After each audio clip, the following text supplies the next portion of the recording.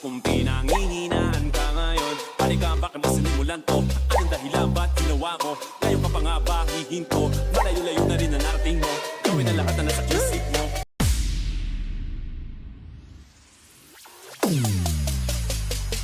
Araw-araw sipag lang, hayaan mo silang sa'yo'y humahad lang.